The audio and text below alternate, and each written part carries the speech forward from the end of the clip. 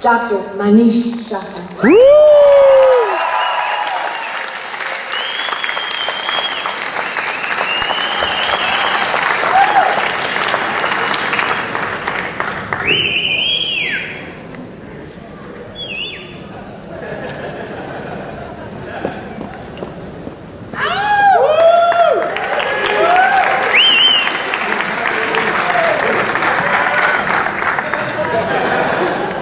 Sorry, Mom and Dad, that just means, give me a minute.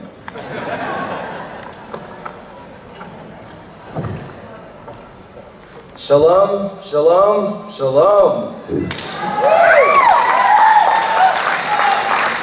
First things first, a huge welcome to all the family, faculty, and friends who have gathered here on this beautiful and auspicious evening. Second things second, an even bigger welcome to the graduating class of 2016.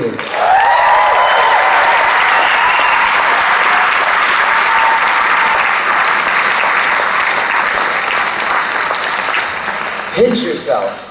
Yes, you are sitting in these seats, and this is really happening. You absolutely did just walk across this stage, and you are graduating from medical school today. Soak it in for a minute.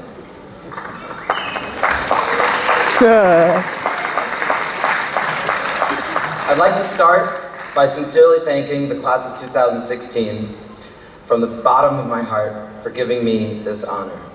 To address you all is absolutely one of the greatest moments of my life, although my first taste of falafel freshman is pretty high up there. For those of you who don't know me, I'm now Dr. Manish, and I'm perhaps one of the least likely of all the graduates to have come to Israel in the first place. Baruch Hashem.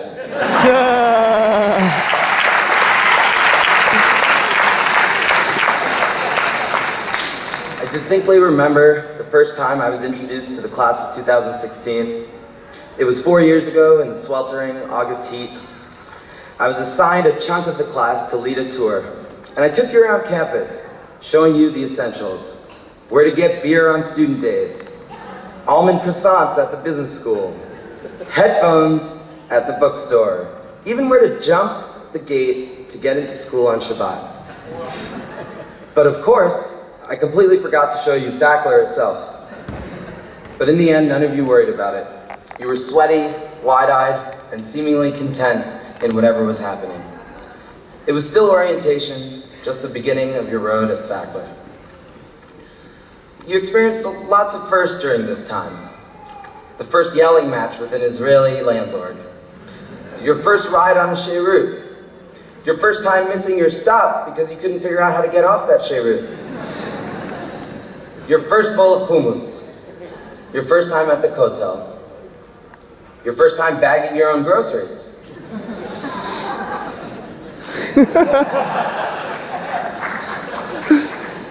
Your first encounter with the tween electric scooter gang in Ramat Aviv. Your first apartment, your first leaky air conditioner, and even your first friends in medical school who now sit beside you. From biochem to immunology, first year progressed. Although there were new challenges to deal with. The fall of 2012 brought along the whistle of missile sirens and booms of the Iron Dome. While your family watched CNN and feared for your safety, something started happening. You started becoming Israeli. You ran into stairwells, bomb shelters, and safe rooms surrounded by concrete. But you marched onwards, never missing a beat or sip of Cafe Americano. You even made it down to a lot for an epic time at Funjoya in celebration of that year. As second year came and went, you dealt with the emotional roller coaster that was step one. Armed with the most knowledge you will ever retain in any point in your life, you suited up in short-sleeve white coats and hit the floors of the Israeli hospitals by storm. That was third year. While every shelf and oral exam made you anxious, you persevered through the craziness, all the while trying to organize electives, resumes, visas, all in hopes of the inevitable return to the US for fourth year.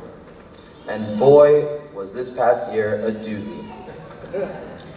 You worked at some of the best institutions in the US, while making a name for yourself as the students from Israel.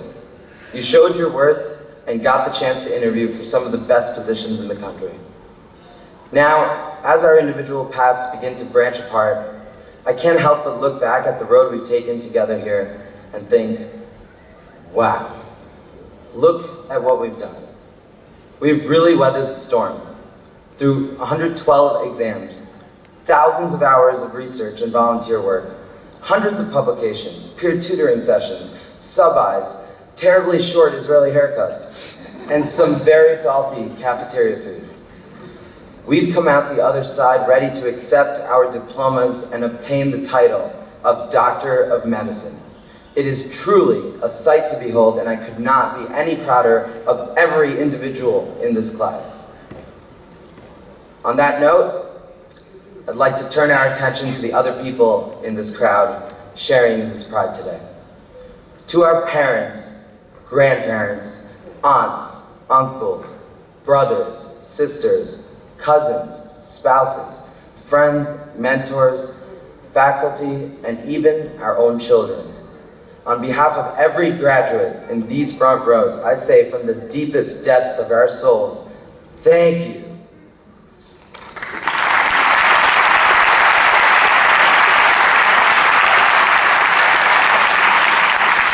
Your support and love is what propels us forward. You have sacrificed in many ways to allow us to be where we are, and if it were not for you, this day would not have been realized. To the graduates, you are a product of this great support. Remember to honor it and spread the same to your family and friends in the future.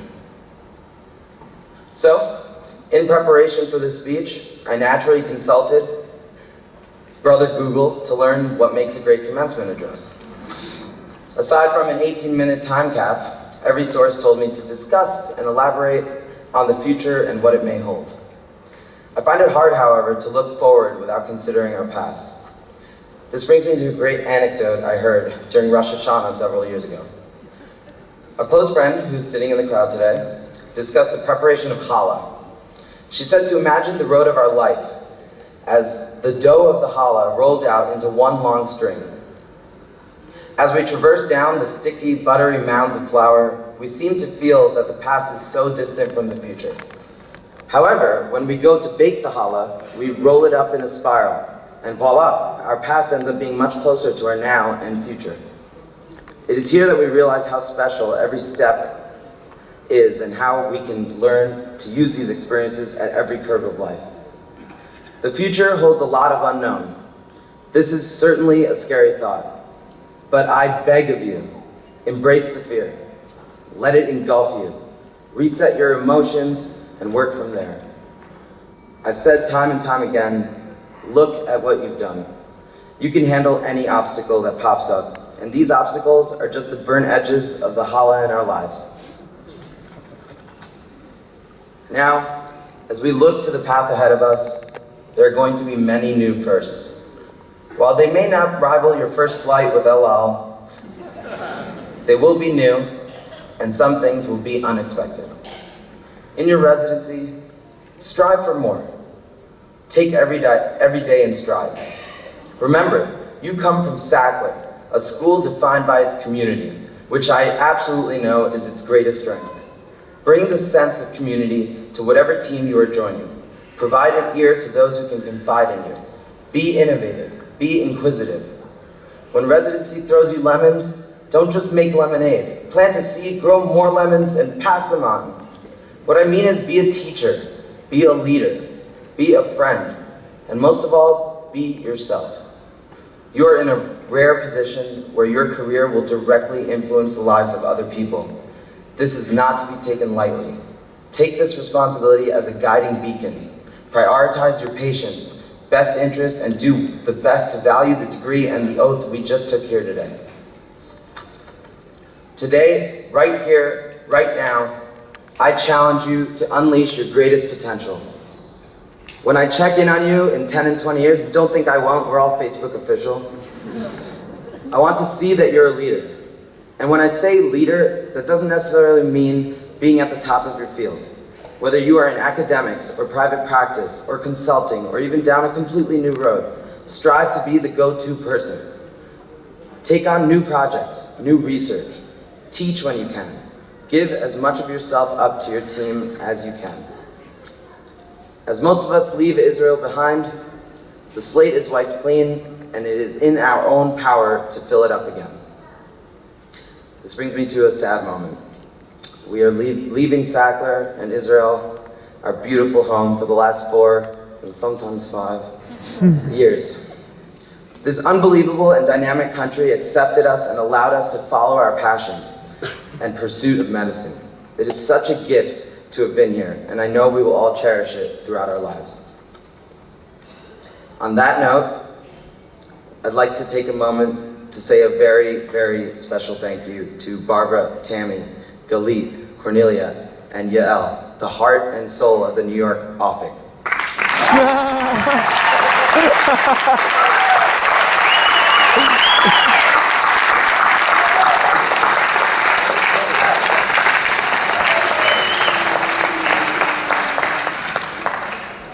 You have all been with us through every step, and I cannot say enough about what it means to have this family away from home. To the graduates, while we've been through many ups and downs, I urge you, hold the good moments close to your heart, and take those experiences forward to wherever you are going. Share your life with the people you are close with, and think big. No, actually, think huge. Make medicine great again. And above all else, work hard. In the famous words of Dr. Emmett L. Brown, your future hasn't been written yet. No one's has. Your future is whatever you make it, so make it a good one. Thank you, and good luck to the class of 2016 for now and forever.